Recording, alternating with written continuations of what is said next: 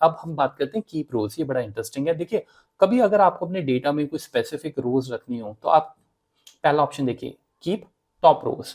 Top रोज में मैं जाता हूं और मैं कहता हूं मुझे नंबर ऑफ रोज कितनी चाहिए, 3। आप ओके कीजिए, ये देखिए नंबर ऑफ रोज 3।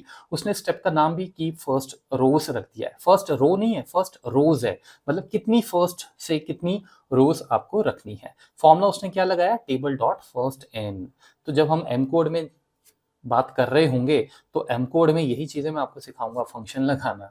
आपको आइडिया मिला? अभी तो पावर क्वेरी खुद कर रहा है, ठीक है, क्योंकि रिकॉर्डिंग हो रही है। ये एक तरह से रिकॉर्डिंग ही है ना, जैसे मैक्रोस में होती है। तो की फर्स्ट रो हमारा क्लियर हो गया। मैं स्टेप को दोबारा रिमूव करता हूँ, आगे बढ़ते हैं। बॉटम देखिए, बॉटम से भी आप रख सकते हैं। जैसे मैं कहता हूँ मुझे एक ही रो रखना है, एक ही रो मतलब 13th, जिसका नाम है डमी। ओके कीजिए, ये देखिए, ठीक है। तो हम नंबर ऑफ रोज अपने हिसाब से रख सकते हैं। उसके बाद रेंज भी हम रख सकते हैं, ये भी अच्छा ऑप्शन है।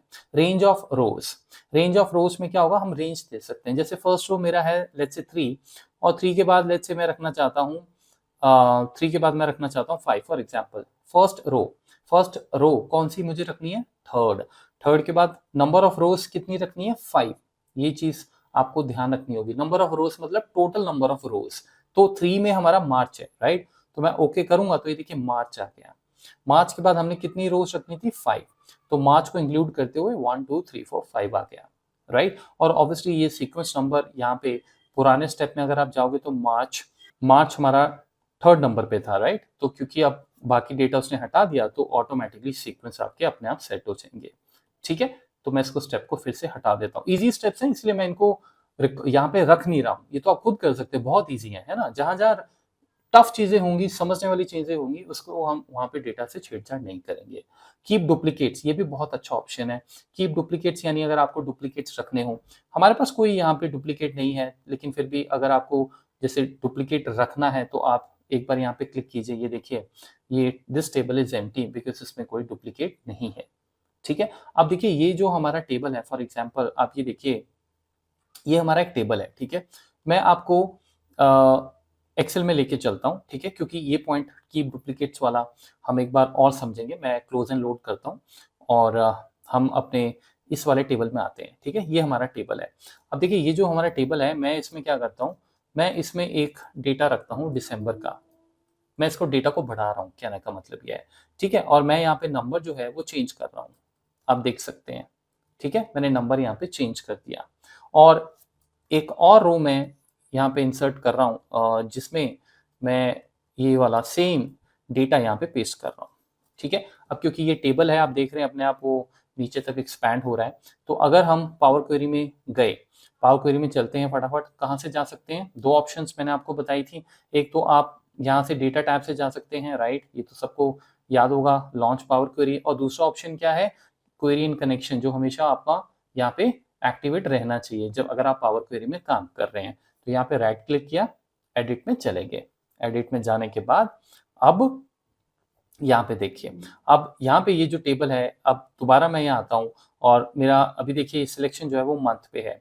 मैं क्या करता हूँ, मैं कहता हूँ कि यहाँ पे कीप डुप्लीकेट्स जो ये ऑप्शन है, मैं ये यूज करने जा रहा हूँ, ठीक है।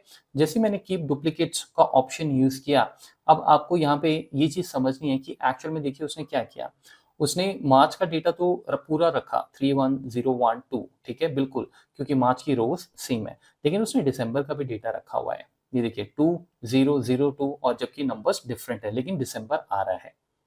तो जिसके ऊपर आपकी सिलेक्शन होगी वो यहाँ पे शो होगा, ठीक है, क्योंकि पूरा का पूरा डेटा हमने सिलेक्ट नहीं किया था। अब दोबारा देखिए, मैं इसको क्लोज करता हूँ और लेट्स से मेरी सिलेक्शन है टोटल टिकट्स पे।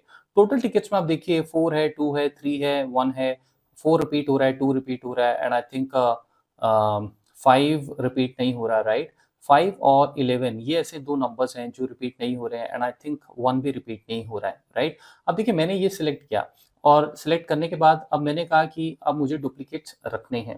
डुप्लीकेट्स रखने का मतलब ये हुआ कि इसमें 11 और 5 नहीं आना चाहिए, राइट। तो जैसे मैंने क्लिक किया, आप देखिए 11 और 5 इसमें नहीं आ रहा है, ठीक है, 1 भी नहीं आ रहा है, क्योंकि 1 भी पिछले स्टेप में जाके देखते हैं, देखिए 1 भी नहीं है। आपको बात समझ आई? यानी कि आप जिस कॉलम पे होंगे, अगर आप बाय चांस किसी कॉलम पे हैं और आपको मालूम ही नहीं है तो वो आप गलत कॉलम पे हैं तो फिर उसके हिसाब से कैलकुलेशन करेगा, ध्यान रखिएगा इस बात का। ठीक है? अब मुझे पता है आप सबके अंदर एक क्वेश्चन, पहले तो आप बड़े खुश हो रहे होंगे कि यार ये तो बड़ी इंटरेस्टिंग चीज़ है। मुझे पता है 80% स्टूडेंट्स पावर क्वेरी में काम करने वाले जो हैं उनको भी नहीं पता होगा ये, राइट? एनीवेज़, अब दूसरा जो क्वेश्चन आपको जो अभी आपके माइंड में आ रहा होगा कि अगर सर पूरे डेटा से ही डुप्लीकेट हटाना है, मतलब पूरी रो मैच करनी है, फिर क्या? वेल, उसका जवाब भी अगर आप थोड़ा-सा अपने आप सोचें, मुझे पूछने से पहले, तो वैसे मैं उसका जवाब दे भी चुका हूँ। तो आपको आ जाएगा, वो क्या कि आप इस पूरे के पूरे टेबल को सिलेक्ट कर लीजिए ऐसे, ठीक है? आप इसको पूरा सिलेक्ट कर लीजिए। अब बाय चांस जैसे मैंने बोला आपके पास 25 कॉलम्स हैं, तो आप कहाँ उसको स्क्रॉल करेंगे वहीं आपको नहीं दिखेगा, राइट? तो देखिए जैसे मैंने आपको बताया कि जैसे ये चूज़ कॉलम है, ठीक है? ये चूज़ कॉलम आपने किया, चूज़ कॉलम। आप जब इस चूज़ कॉलम पे जाते हैं यहाँ पे, ठीक है ना? अब जैसे अब मुझे तो सारे कॉलम्स रखने हैं, राइट? तो अगर मैं सपोज़ यहाँ पे एक बार री-क्लिक करके दोबारा क्लिक करूँ और ओके करूँ, ठीक है? तो देखिए ये सिलेक्ट नहीं करेगा। आप बात को समझ रहे हैं? जैसे अब मैं कहूँ go to column for example, go to column में भी देख लेते हैं। अब जैसे ये हैं सारे, ये देखिए, मैं क्या करता हूँ कि मैं यहाँ पे कोशिश कर रहा हूँ कि इन सबको इकट्ठा सिलेक्ट करूँ, कंट्रोल की प्रेस कर रहा हूँ, शिफ्ट की प्रेस कर रहा हूँ, कुछ नहीं हो रहा है, राइट?